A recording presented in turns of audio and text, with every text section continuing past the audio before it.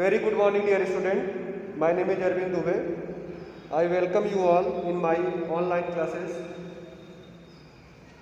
You know that, dear students, active and passive voice. This is your topic right now is going on. So in this topic I have taught you the basic rules or the basic concept of this lesson. I hope you have understood it very well.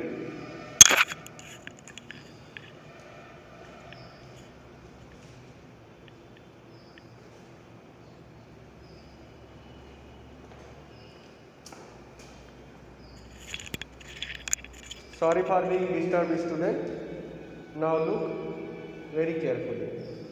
Dear student, you know that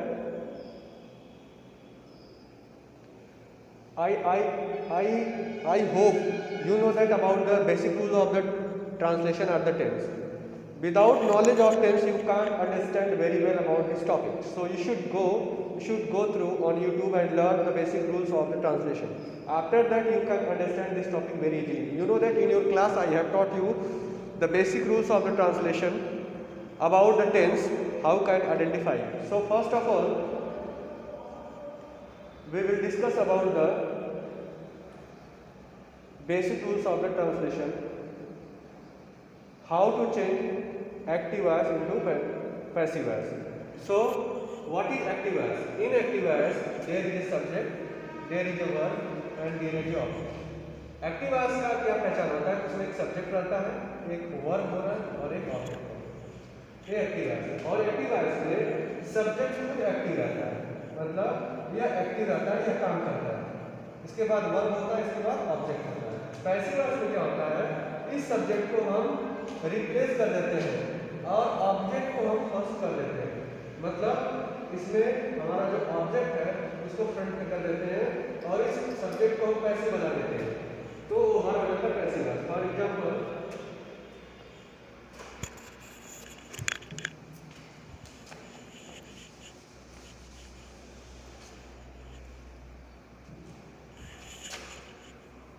Ram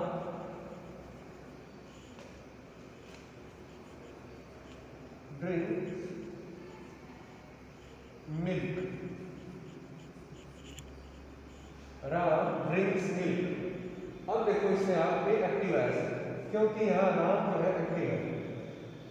अब अगर हम कहें कि राम दूध पीता है, तो इससे पता चल रहा है कि राम यहाँ एक्टिव है। मैं कहा कि दूध को राम के द्वारा पिया गया या दूध जो है राम के द्वारा पिया जाता है, तो यहाँ पर हम दूध को सब्जेक्ट बना देंगे, मिल्क को, तो ये हमारा एक्टिव हो गया। मिल्क को हम यहाँ पर सब्जेक्ट बना देंगे और राम को हम ऑब्जेक्ट लेयर बना देंगे, तो पैसिव हो जाता है। जैसे आप एग्जाम्पल में को समझा रहा हूँ इसको मैं। इसका रूल क्या होता है बच्चों? इस तरीके से क्रॉस मल्टीप्लाई होता है हमेशा। किसी भी अगर आपको बनाना है पैसिव वॉइस, तो उसमें हमेशा क्रॉस मल्टीप्लाई से जनरली सामान्यता बनाया जाता है। जनरली मतलब सामान्यता। कई चीज़ों के रेपिटेटिव रूल्स होता है। जैसे यहाँ मिल्क आ जाएगा बच्चों। अब ये आपका प्रोजेक्ट इंडेफिनिट है, इसमें कोई डाउट नहीं, क्योंकि वर्ब में ऐसे हमेशा है। तो मिल्क अब यहाँ पर लगेगा ई, क्योंकि मिल्क अनकाउंटेबल नाउन है, तो इसके साथ हमेशा सिंगुलर है तो वर्ब लगेगा, मिल्क इज। और ड्रिंक का होता है drunk. Milk is drunk by Ram. ये आपका हो गया पैसिव वॉइस। ये आपका था एक्टिव वॉइस। तो एक सामान्य रूल हो गया। और कैसे चीज़ों को हम बनाते हैं, किस रूल से बनाते हैं, उसका विश्लेषण करते हैं।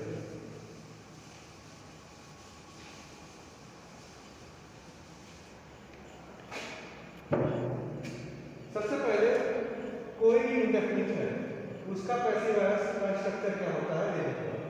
पैसिव वॉइस का स्ट्रक्चर किसी भी इंडेफिनिट का passive voice, any indefinite, passive voice का कोई भी इंडेफिनिट हो, एनी इंडेफिनिट का स्ट्रक्चर कैसे होता है? तो सबसे पहले ऑब्जेक्ट एज सब्जेक्ट आ जाता है, फिर हेल्पिंग वर्ब आ जाता है, फिर वर्ब की थर्ड फॉर्म आ जाता है, फिर बाई आ जाता है और फिर सब्जेक्ट एज ऑब्जेक्ट हो जाता है। एग्जाम्पल से देखो, Sita writes a letter. Sita writes a letter, Sita एक पत्र लिखती है। ये आपका प्रेजेंट डेफिनिट है, कोई डाउट नहीं इसमें, क्योंकि यहाँ देख रहे हैं कि सब्जेक्ट प्लस वर्ब मेयरसीएस प्लस ऑब्जेक्ट। अब इसका बनाना बच्चों, सबसे पहले यहाँ लिखा हुआ हूँ कि object as a subject. Object क्या है? अ लेटर है, इसको सब्जेक्ट बन जाएगा। तो अ लेटर। अब बताइए आप, ये प्रेजेंट डेफिनिट है। प्रेजेंट डेफिनिट अपने नेक्स्ट का हेल्पिंग वर्ब देता है। ध्यान से सुनना, यहाँ हेल्पिंग वर्ब का मतलब क्या लिखा हो? प्रेजेंट डेफिनिट अपने नेक्स्ट मतलब प्रेजेंट कंटीन्यूअस का हेल्पिंग वर्ब लेगा। ध्यान से मेरी बात सुनिएगा, मैं फिर बार बार आपको बता रहा हूँ। प्रेजेंट इंडेफिनिट प्रेजेंट कंटीन्यूअस का हेल्पिंग वर्ब लेगा is MR. Past indefinite past continuous का हेल्पिंग वर्ब लेगा was were. Future indefinite future continuous का हेल्पिंग वर्ब लेगा विल बी और शैल बी। तो हो जाएगा अ लेटर इज। राइट का थर्ड फॉर्म हो जाएगा रिटन बाई। सीता है तो सीता ही जाएगा। अगर इसको पास्ट में बनाना तो हो जाएगा अ लेटर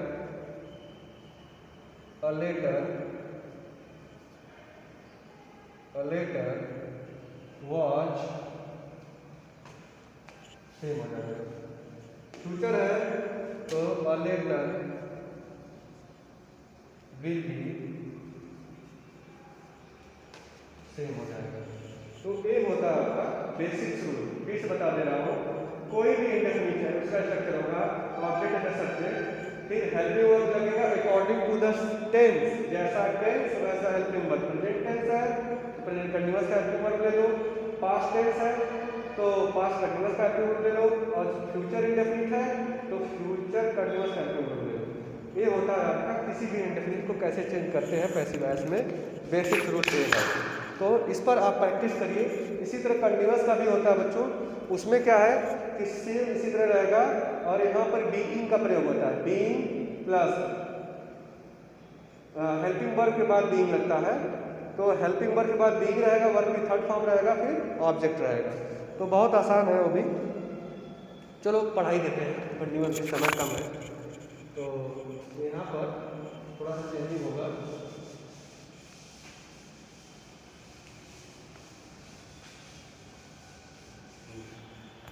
थोड़ा सा रूल्स में परिवर्तन होगा यहाँ पे। Helping verb plus being plus verb की थर्ड फॉर्म प्लस बाई और फिर वही सब्जेक्ट एज ऑब्जेक्ट। ठीक हो जाएगा। अब इसको एग्जाम्पल हम लेकर समझाते हैं। जैसे मान लो एग्जाम्पल ले लो आप, शी